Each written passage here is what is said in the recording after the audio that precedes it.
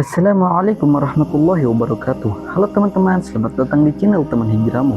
Bayangkan, kamu menyampaikan kebenaran selama 950 tahun, tapi hanya segelintir orang yang mau mendengar.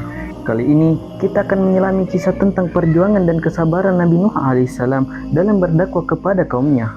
Bagaimanakah kisah selengkapnya? Mari kita simak penjelasan Ustadz Khalid Basalamah. Lama dakwanya Nabi Nuh alaihissalam, kurang lebih 950 tahun, dan itu ada di halaman 135 di mana dinukil firman Allah Subhanahu wa taala oleh Ibnu Katsir berhubungan dengan masalah itu. Yaitu dalam surah Al-Ankabut surah nomor 29 ayat 14 yang berbunyi walaqad arsalna nuhan ila qaumihi falabitha fihim alf sanatin illa 50 aman faakhadhahumut tufan wa hum zalimun.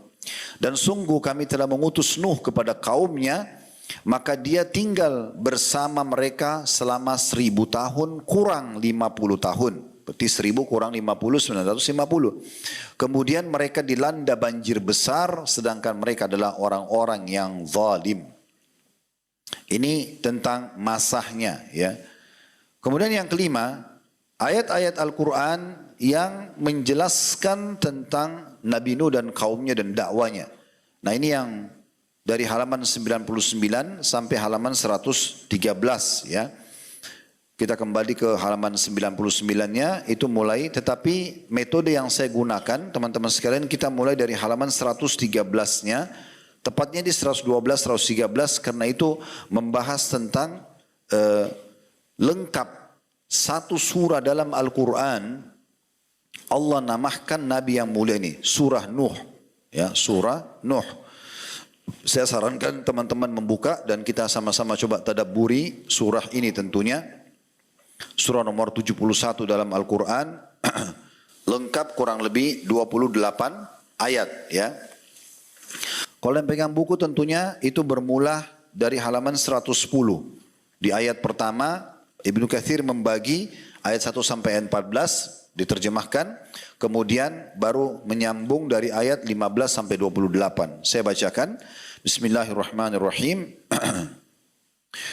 Inna arsalna Nuhan ila qaumihi an anzir qaumaka min qabli an ya'tiyahum adzabun alim. Qala ya qaumi inni lakum nadhirun mubin. أن اعبدوا الله واتقوه وأطيعون يغفر لكم من ذنوبكم ويؤخركم إلى أجل مسمى إن أجل الله إذا جاء لا يؤخر لو كنتم تعلمون قال رب إني دعوت قومي ليلا ونهارا فلم يزدهم دعائي إلا فرارا وإني كلما دعوتم لتغفر لهم جعلوا أصابعهم في آذان واستغشوا ثيابهم وأصروا واستكبروا استكبارا ثم إني دعوتهم جهارا ثم إني أعلنت لهم وأسررت لهم إسرارا فقلت استغفروا ربكم إنه كان غفارا يرسل السماء عليكم مدرارا ويمددكم بأموال وبنين ويجعل لكم جنات ويجعل لكم أنهارا ما لكم لا ترجون لله وقارا وقد خلقكم أطوارا. Ini 14 ayat pertama kita terjemahkan dulu. Allah berfirman, sungguhnya kami telah mengutus Nuh kepada kaumnya dengan perintah atau perintah dari Allah, berilah kaummu peringatan sebelum datang kepada mereka azab yang pedih. Nuh berkata, wahai kaumku, sesungguhnya aku ini adalah seorang pemberi peringatan yang menjelaskan kepada kamu, yaitu sembahlah Allah, bertakwalah kepadanya, tunduk maksudnya, dan taatlah kepadaku. Apa yang aku sampaikan berarti dari Allah. Niscaya dia Allah mengampuni sebagian dosa-dosamu dan menangguhkan kamu atau memanjangkan umurmu sampai waktu batas yang telah ditentukan. Sungguh ketetapan Allah itu apabila telah datang tidak dapat ditunda. Maksudnya hukuman ataupun kematian. Seandainya kamu mau mengetahuinya. Dia Nuh berkata, ya Rabbku, wahai Tuhanku, sesungguhnya aku telah menyeru kaumku siang dan malam. Tapi umatku itu tidak menyembah atau tidak menambah iman mereka, justru mereka lari dari kebenaran. Dan sungguhnya aku setiap kali menyeru mereka untuk beriman agar engkau mengampuni mereka, mereka memasukkan anak jari mereka ke telinga mereka dan menutupkan bajunya ke wajah mereka, dan mereka tetap mengingkari dan sangat menyombongkan diri. Lalu sungguhnya aku menyuruh mereka dengan cara terang-terangan. Kemudian aku menyuruh mereka secara terbuka dan juga dengan diam-diam. Maka aku berkata kepada mereka, mohonlah ampun kepada Rabbmu, sungguh Dia Allah Maha Pengampun. Niscaya Dia Allah akan menurunkan hujan yang lebat dari langit kepadamu, maksudnya rezeki, dan Dia memperbanyak harta dan anak-anakmu, dan mengadakan kebun-kebun untukmu, dan mengadakan sungai-sungai juga untukmu. Mengapa kamu tidak takut akan kebesaran Allah? Dan sungguh Dia telah menciptakan kamu dalam beberapa tingkatan kejadian. Selanjutnya ayat 15 sampai 28. ألم تروا كيف خلق الله سبع سماوات طباقا وجعل القمر فيهن نورا وجعل الشمس سراجا والله أنبتكم من الأرض نباتا ثم يعيدكم فيها ويخرجكم إخراجا والله جعل لكم الأرض بساطا لتسلكوا منها سبلا فجاجا قال نوح رب إنهم عصوني واتبعوا من لم يزده مال وولده إلا خسارا ومكروا مكرا كبارا وقالوا لا تذرن آلهتكم ولا تذرن ودا ولا سواعا ولا يغوث ويعوق ونسرا وقد أضلوا كثيرا ولا تزد الظالمين إلا ضلالا مما خطيئاتهم أغرقوا فأدخلوا نارا فلم يجدوا لهم من دون الله أنصارا وقال نوح رب لا تذر على الأرض من الكافرين ديارا إنك إن تذرهم يضل عبادك ولا يلدوا إلا فاجرا كفارا رب اغفر لي ولوالدي ولمن دخل بيتي مؤمنا وللمؤمنين والمؤمنات ولا تزد الظالمين إلا تبارا. Terjemahannya, tidaklah kamu memperhatikan. Jadi Nabi Nuh mendakwahi kaumnya dengan ini, ya, mengajak istighfar kepada Allah, memperkenalkan Allah kepada mereka. Nabi Nuh mengatakan, tidakkah kamu memperhatikan wahai kaumku, bagaimana Allah telah menciptakan 7 lapis langit, 7 langit berlapis-lapis. Dan di sana Dia menciptakan bulan yang bercahaya, setiap malam bisa dilihat, dan menjadikan matahari sebagai pelita yang cemerlang. Dan Allah menumbuhkan kamu dari tanah, tumbuh beransur-ansur, dari bayi, dari sperma dan seterusnya sampai jadi manusia. Kemudian Dia Allah akan mengembalikan kamu ke dalam tanah dan mengeluarkan kamu nanti pada hari kiamat dengan pasti. Dan Allah menjadikan bumi untukmu sebagai hamparan, bisa dicocok tanami, bisa dipijakin, bisa dibangun, bisa diambil hasilnya, agar kamu dapat pergi kian kemari di jalan-jalan yang luas. Nuh berkata, ya Rabbku, sesungguhnya mereka durhaka kepadaku, dan mereka mengikuti orang-orang yang harta dan anak-anaknya hanya menambah kerugian baginya, dan mereka melakukan tipu daya yang sangat besar. Dan mereka berkata, jangan sekali-kali kamu meninggalkan sesembahan atau penyembahan Tuhan-Tuhan kamu. Dan jangan pula sekali-kali kamu meninggalkan penyembahan Wad. Dan jangan pula Suwa', Yaguth, Ya'uq dan Nasr. Dan sungguh mereka telah menyesatkan banyak orang. Dan janganlah engkau tambahkan bagi orang-orang yang zalim itu selain kesesatan. Disebabkan kesalahan-kesalahan mereka, mereka ditenggelamkan lalu dimasukkan ke dalam neraka. Di dunia ditenggelamkan, di akhirat masuk ke neraka.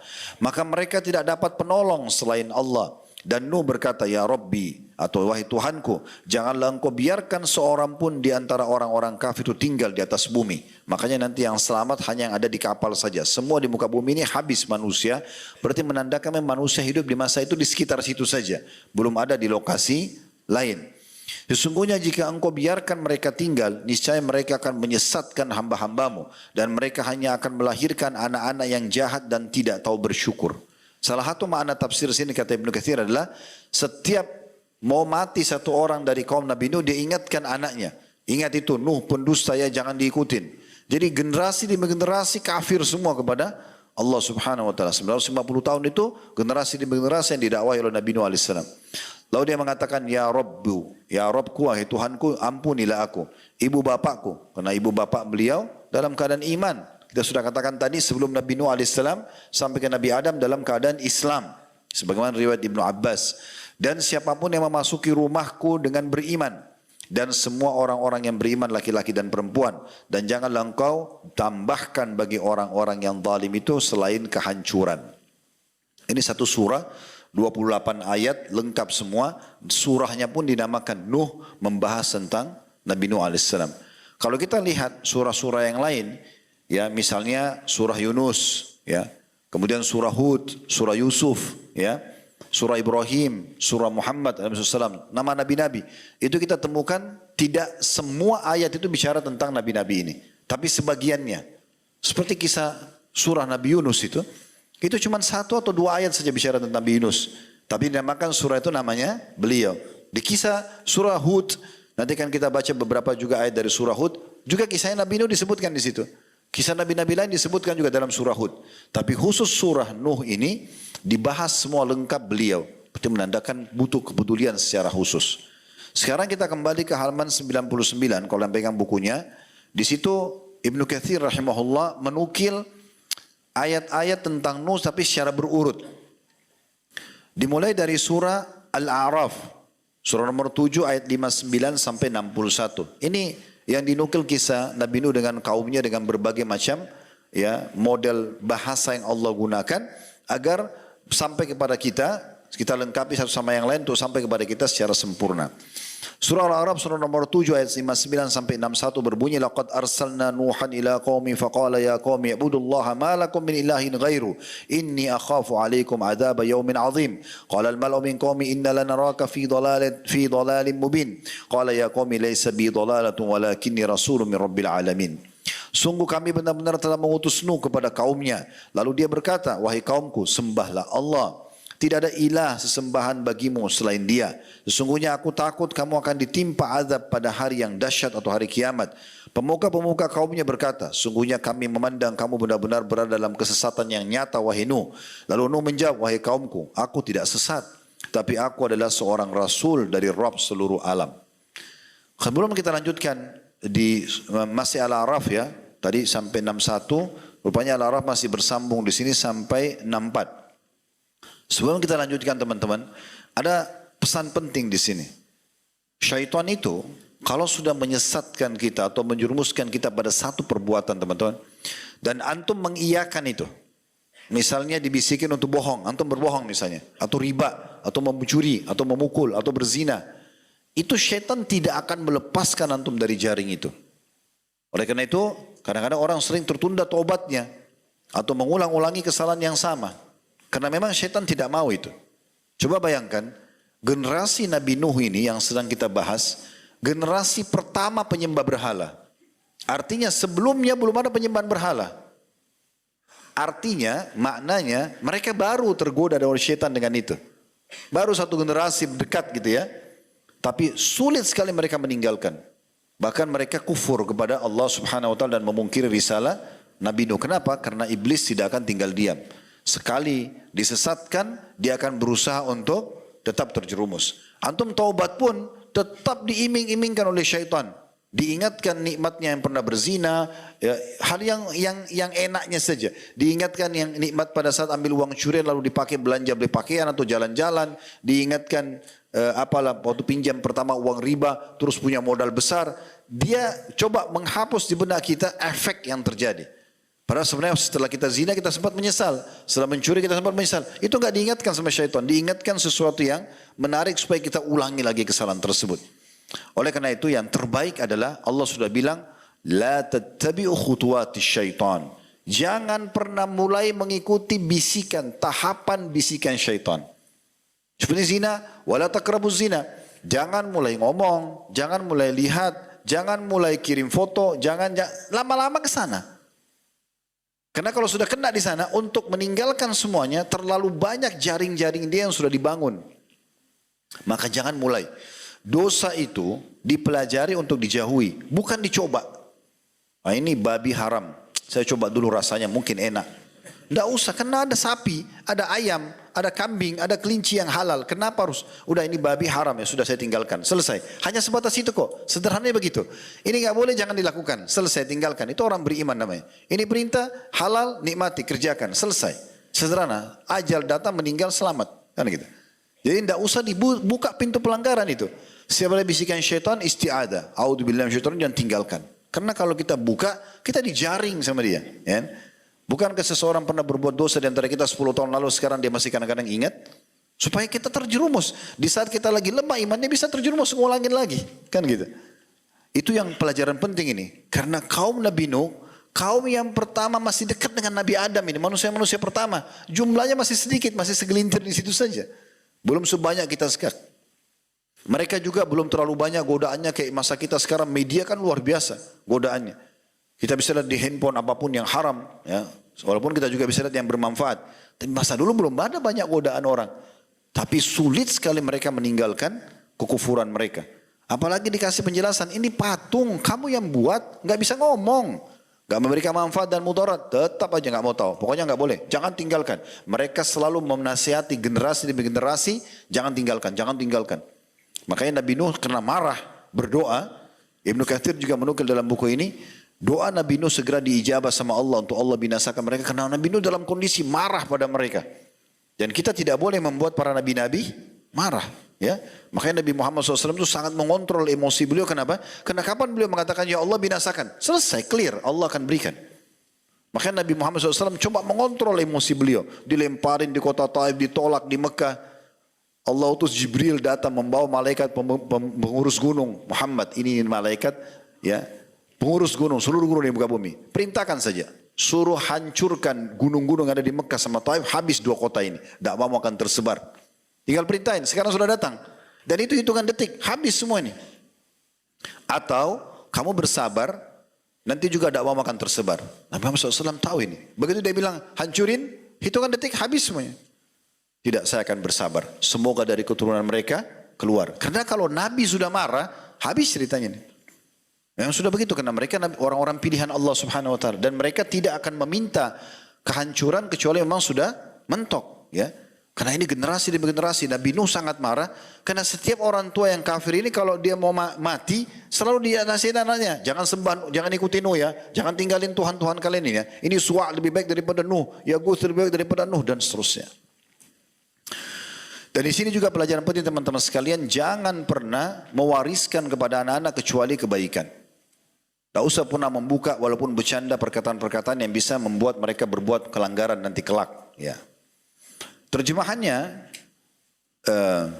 maaf saya baca dulu, lanjutan Al-A'raf ayat 62 sampai 64. Uballigukum risalati rabbi wa ansahu lakum wa a'lamu minallahi ma la ta'lamun.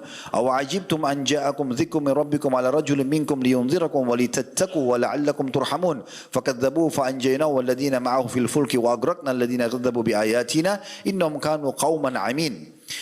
Kata Nabi Nuh AS diperintahkan oleh Allah, aku menyampaikan, aku ini utusan Tuhan alam semesta kepada kalian. Aku ini bukan orang yang sesat. Aku menyampaikan kepadamu amanah dari Tuhan atau Rabb kalian. Memberi nasihat kepadamu. Dan aku mengetahui dari Allah apa yang tidak kamu ketahui. Ya, surga, neraka. Nabi-Nabi sudah diperlihatkan semua ini agar mereka kuat secara keimanan.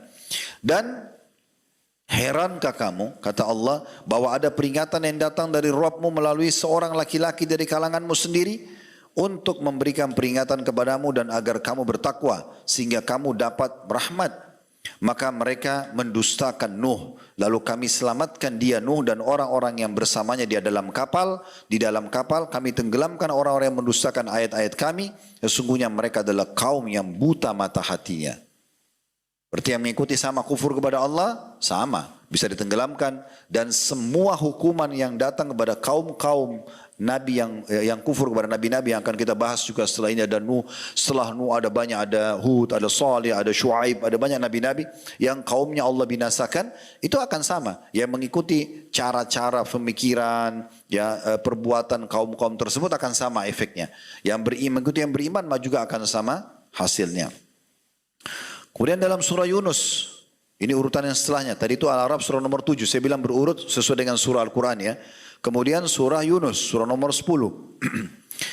Allah SWT berfirman di ayat 71 sampai 73. وَاتْلُ عَلَيْهِمْ نَبَأَ نُوحٍ إِذْ قَالَ لِقَوْمِ يَا قَوْمِ إِنْ كَانَ كَبُرَ عَلَيْكُمْ مَقَامِي وَتَذْكِيرِي بِآيَاتِ اللَّهِ فَعَلَى اللَّهِ تَوَكَّلْتُ فَأَجْمِعُوا أَمْرَكُمْ وَشُرَكَاءَكُمْ ثُمَّ لَا يَكُنْ أَمْرُكُمْ عَلَيْكُمْ غُمَّةٌ ثُمَّ اقْضُوا إِلَيَّ وَلَا تُنْظِرُونَ فَإِنْ تَوَلَّيْتُمْ فَمَا سَأَلْتُكُمْ مِنْ أَجْرٍ إِنْ أَجْرِيَ إِلَّا عَلَى اللَّهِ وَأُمِرْتُ أَنْ أَكُونَ مِنَ الْمُسْلِمِينَ فَكَذَّبُوهُ فَنَجَّيْنَاهُ وَمَنْ مَعَهُ فِي الْفُلْكِ وَجَعَلْنَاهُمْ خَلَائِفَ وَأَغْرَقْنَا الَّذِينَ كَذَّبُوا بِآيَاتِنَا فَانظُرْ كَيْفَ كَانَ عَاقِبَةُ الْمُنذَرِينَ. Dan bacalah kepada mereka, hai Muhammad, berita penting tentang Nuh. Nah, ini termasuk penting untuk kita dengarkan semua. Kalau Nabi Muhammad SAW saya diperintahkan menyampaikan, maka semua ulama dan da'i wajib untuk menyampaikannya kepada umat manusia. Dan bacakanlah kepada mereka berita penting tentang Nuh ketika dia berkata kepada kaumnya, wahai kaumku, jika terasa berat bagimu, aku tinggal bersamamu dan peringatanku dengan ayat-ayat Allah, maka kepada Allah aku bertawakal. Karena itu bulatkanlah keputusanmu dan kumpulkanlah sekutu-sekutumu untuk membinasakanku. Jadi sudah sampai pada puncak di mana pada saat Nabi Nuh alaihissalam dakwahi mereka sudah ratusan tahun, generasi demi generasi tidak mau dengar, maka Nabi Nuh mengatakan kalau begitu begini saja. Udah, atur semua kekuatan kalian, sepakat semuanya, binasakan aku coba. Buktikan aja, kalau memang kalian merasa saya salah, coba binasakan saya kalau bisa. Ya, karena selama ini dipanggil baik-baik tidak mau gitu ya. Dan Nabi Nuh mengatakan, dan jangan keputusanmu itu dirahasiakan. Iklankan, kita akan bakar Nuh, kita akan penggal Nuh. Iklankan, semua kumpul kekuatan kalian. Kemudian bertindaklah terhadap diriku, silakan lakukan itu. Dan jangan kamu tunda lagi. Maka jika kamu berpaling dari peringatanku ini, aku tidak akan meminta imbalan sedikit pun darimu. Imbalanku tidak lain hanyalah dari Allah, dan aku diperintah agar aku termasuk golongan orang-orang yang muslim untuk berserah diri.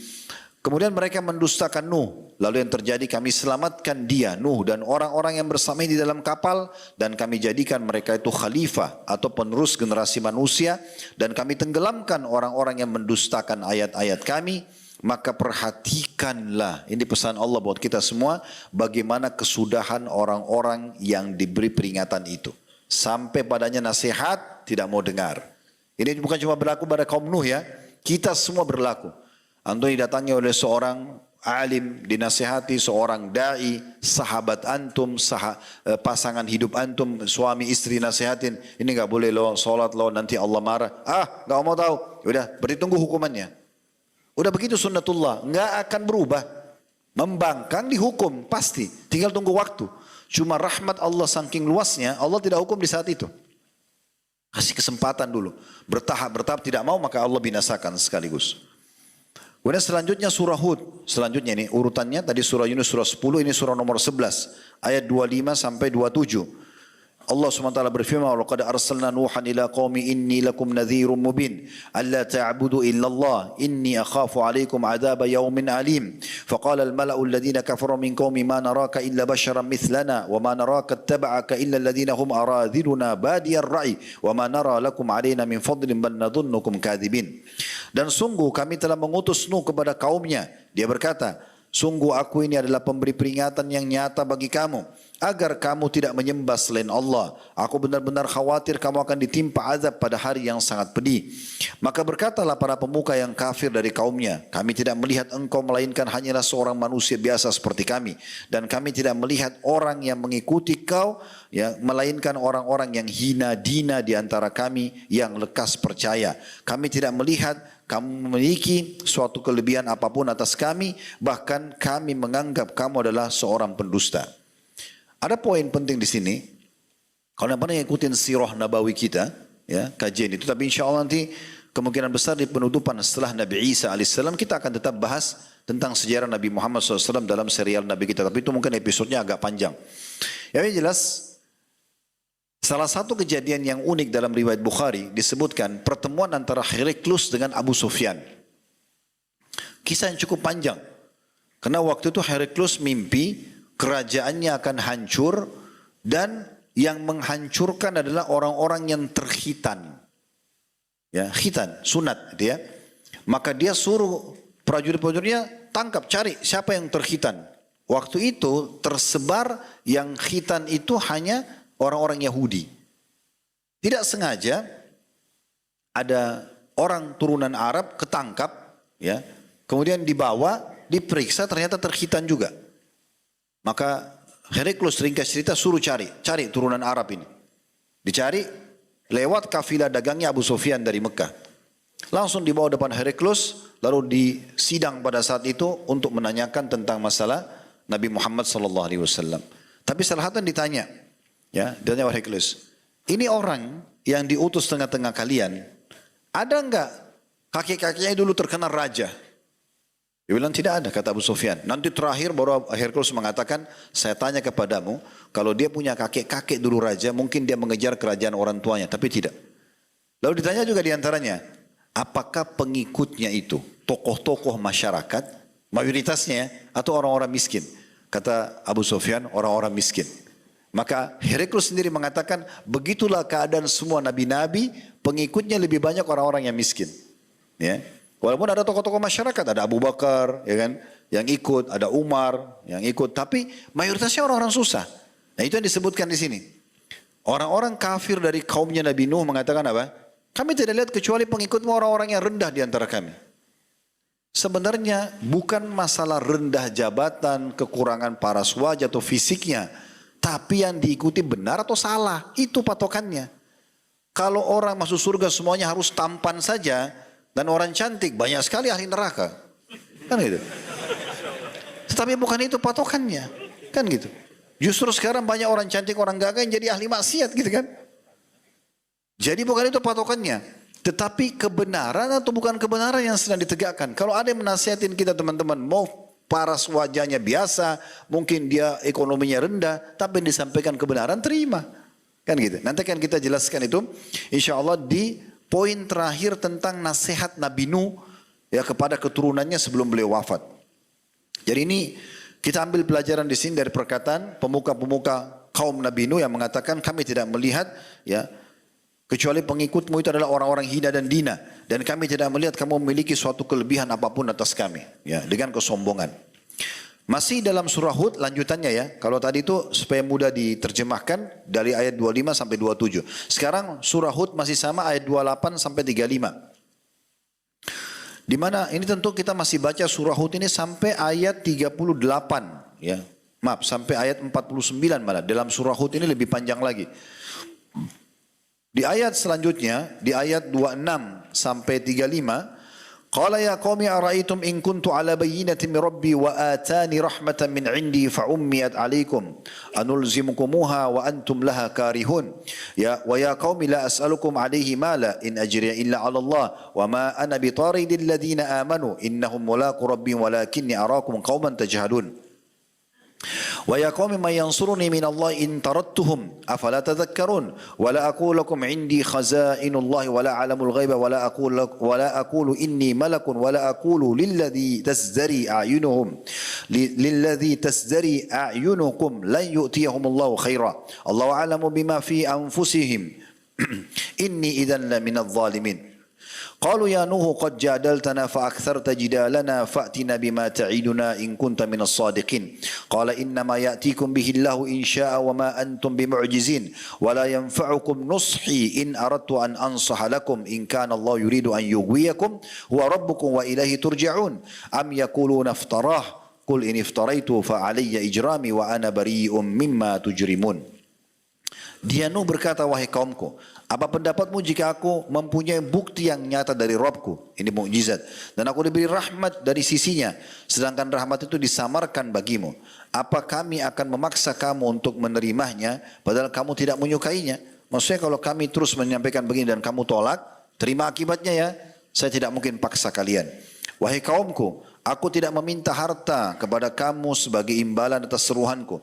Sebagai bentuk aku ini bukan mengejar dunia, aku tidak minta imbalan. Aku sampaikan nasihat ini, kenalin Allah, ini Allah Tuhan kalian, ini dalilnya dan segala macam. Lalu bayar. Enggak, aku tidak minta itu. Imbalanku hanyalah dari Allah. Dan aku sekali-kali tidak akan mengusir orang-orang yang beriman. Karena sebagian kaum Nabi Nuh yang kaya-kaya ini mengatakan, kami mau beriman, tapi itu yang miskin-miskin suruh pergi dulu. Gitu kan. Maka Nabi Nuh mengatakan, aku sekali-kali tidak akan mengusir orang-orang yang beriman. Sungguh mereka akan bertemu dengan Rabb-nya. Dan sebaliknya aku memandangmu sebagai kaum yang bodoh. Hanya karena merasa sedikit lebih harta, kedudukan, lalu kemudian menolak dakwah ini. Dan wahai kaumku, siapakah yang akan menolongku dari adab Allah jika aku mengusir mereka? Justru Allah akan marah sama aku kalau aku mengusir orang-orang yang miskin itu. Tidakkah kamu mengambil pelajaran?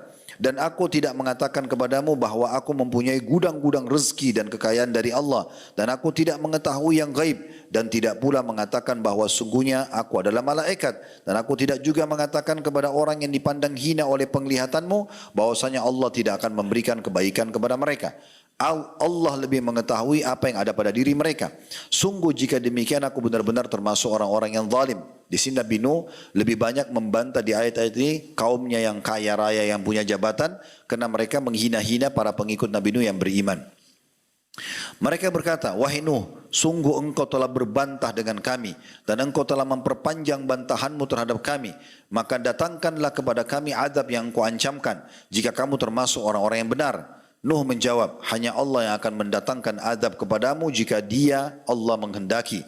Dan kamu tidak akan dapat melepaskan diri, maksudnya jika adab itu datang. Dan nasihatku tidak akan bermanfaat bagimu sekalipun aku ingin memberi nasihat kepadamu kalau Allah hendak menyesatkan kamu. Dia adalah Rabbmu atau Rabb kalian dan kepadanya lah kamu akan dikembalikan. Bahkan mereka orang-orang kafir berkata, Dia cuma mengada-ngada saja. Katakanlah hai Muhammad, jika aku mengada-ngada, akulah ya yang akan memikul dosanya dan aku bebas dari dosa yang kamu perbuat. Lanjutannya Hud 36 sampai 38. Tentu kita tidak masuk ke tafsir ayat-ayat ini ya, karena bahasan ini masih panjang. Kalau kita masuk ke tafsirnya tidak akan cukup 8 jam 9 jam bahasan gitu ya. Kita cuma punya 2 jam setengah dan saya harus sedikit lebih cepat speed ngomongnya gitu ya. Jadi ini 36, 38 kita cuma bacakan ayat terjemahan. Antum insyaAllah sudah punya makna global daripada ayat ini. Karena ini kisah bagaimana Nabi Nuh mendakwahi kaumnya. Intinya Nabi Nuh mendakwahi dan tidak pernah jenuh. Tapi terakhir Nabi Nuh doakan kehancuran. Kemudian bagaimana keadaan mereka pada saat membangkang. Lanjutannya Hud 36 sampai 38. Wa uhiya ila Nuhin annahu lan yu'mina min qaumika illa man qad amana fala tabta'is bima kanu yaf'alun wasna'il fulka bi'ayunina wa wahina wa la tukhatibni fil ladina zalamu innahum mughraqun wa yasna'ul fulka wa kullama marra alayhi mala'un min qaumi sakhru min qala in taskharu minna fa inna naskharu minkum kama taskharun. Dan diwahyukan kepada Nuh, ketahuilah tidak akan beriman di antara kaummu. Ini waktu Nabi Nuh sudah mulai buat kapal ya.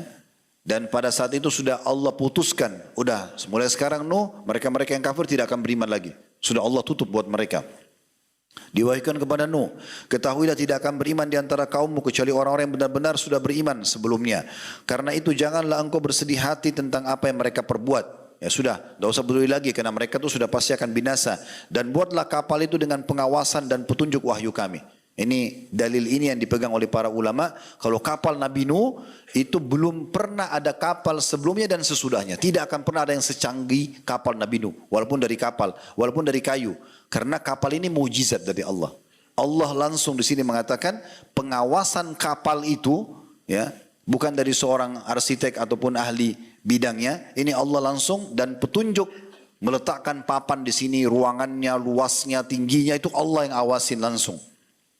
Itu dikatakan di sini dan buatlah kapal itu dengan pengawasan dan petunjuk wahyu kami. Dan janganlah engkau bicarakan dengan aku tentang orang-orang yang zalim. Setelah hari ini enggak usah lagi bicara tentang orang-orang kenapa ya Allah engkau tidak beri hidayah orang ini saja dia sedikit baik. Enggak ada. Karena negosiasi selesai. Ini sudah ditutup pintunya buat mereka. Sesungguhnya mereka itu akan ditenggelamkan. Dan mulailah dia Nuh membuat kapal. Setiap kali pemimpin kaumnya berjalan melewatinya, mereka mengejeknya. Lalu dia Nuh berkata, jika kamu mengejek kami, maka kami pun akan mengejekmu sebagaimana kamu mengejek kami. Maksudnya sekarang kamu mengejek kami, nanti pada saat kapal ini sudah ada di atas air, kami selamat, kami juga bisa mengejek kalian. Ya. Selanjutnya masih dalam surah Hud lanjutannya. Ini potongan terakhir, 10 ayat terakhir yang kita baca, 39 sampai 49.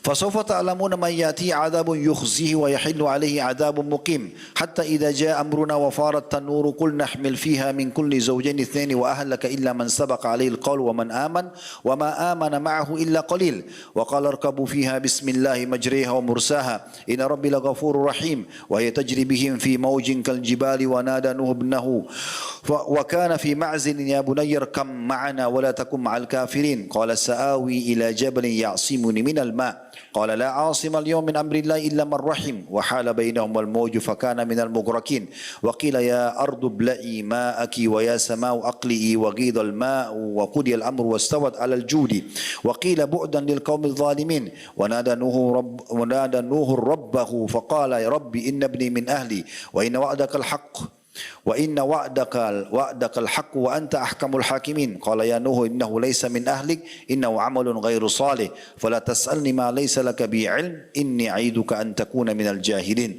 Qala rabbi inni a'udzu bika an as'alaka ma laysa li bihi ilm wa illa takfir li wa tarhamni akum minal khasirin. Qila ya Nuh bisalamin minna wa barakatin alayka wa ala ummin mimman ma'ak wa umamun sanumatti'uhum thumma yamassum minna 'adzabun alim. Tilka min amba'il ghaibi nuhiha ilaik ma kunta ta'lamuha anta wala qaumuka min qabli hadha fasbir innal 'aqibata lil muttaqin. Maka kelak kamu Nuh akan mengetahui siapa yang akan ditimpa azab yang menghinakan dan siapa yang akan ditimpa azab yang kekal. Maksudnya sekarang Nuh lanjutin kapalmu ini, gak usah peduli dengan ejekan mereka, nanti kau akan lihat sendiri, mereka akan dibinasakan di depan matamu. Hingga apabila perintah kami datang dan tanur, di sini terjemahnya dapur ya. Sebenarnya tanur itu lebih kepada sumber-sumber mata air yang di bawahnya ada apinya. Ya, mungkin seperti gunung-gunung api yang ada di lautan sekarang. Nah, seperti itu. Itu yang diistilahkan dengan tanur, ya. Maka pada saat itu Allah perintahkan, ya. Maka apabila perintah kami datang dan tanur telah memancarkan air, kami perintahkan, muatkanlah ke dalam kapal itu hai Nuh dari masing-masing hewan sepasang saja, jantan dan betina. Semua jenis hewan yang sekarang hidup ini, itu adalah generasi hewan yang ada di kapal Nabi Nuh. Yang lain dibinasakan sama Allah. Nggak ada lagi. Jadi semua harimau sekarang, kakek neneknya cuma satu itu. Begitu juga seterusnya, ya. Dari serangga yang kecil sampai hewan yang besar. Semua yang ada sekarang dari situ. Dan berarti bisa bayangkan ya, kalau semua jenis hewan naik ke kapal, sebesar apa kapal itu? Belum manusianya. Jadi ini kapal mukjizat, ya. Dan juga selain hewan-hewan disuruh ambil sepasang-sepasang, juga keluargamu. Kecuali orang yang telah terkena ketetapan terdahulu. Ada anaknya Kan'an dan istrinya Nabi Nuh yang tidak beriman. Dan muatkan pula orang-orang yang beriman. Ternyata orang-orang yang beriman bersama Nuh itu sangat sedikit. Dia berkata, naiklah kamu semua ke dalam kapal. Nuh berkata kepada hewan-hewan dan juga kepada manusia di situ, naiklah kalian semua ke kapal dengan menyebut nama Allah pada waktu berlayar dan berlabuhnya. Sesungguhnya Rabbku Maha Pengampun, Maha Penyayang, dan kapal itu berlayar membawa mereka ke dalam gelombang laksana gunung-gunung. Karena waktu itu langit menurunkan seluruh airnya, bumi mengeluarkan seluruh airnya. Jadi ketemu antara air dari atas dan air dari bawah. Ya. Makanya dikatakan laksana gelombang, ombak laksana gunung-gunung. Dan Nuh memanggil anaknya yang terlihat oleh Nabi Nuh. Anaknya Kan'an masih ada di situ di luar. Ketika anak itu berada di tempat yang jauh terpencil. Wahai anakku, naiklah ke kapal bersama kami dan jangan engkau termasuk orang-orang kafir. Namun anaknya tetap membantah, ya. Dia mengatakan, aku akan mencari perlindungan ke gunung yang dapat menghindari aku dari air.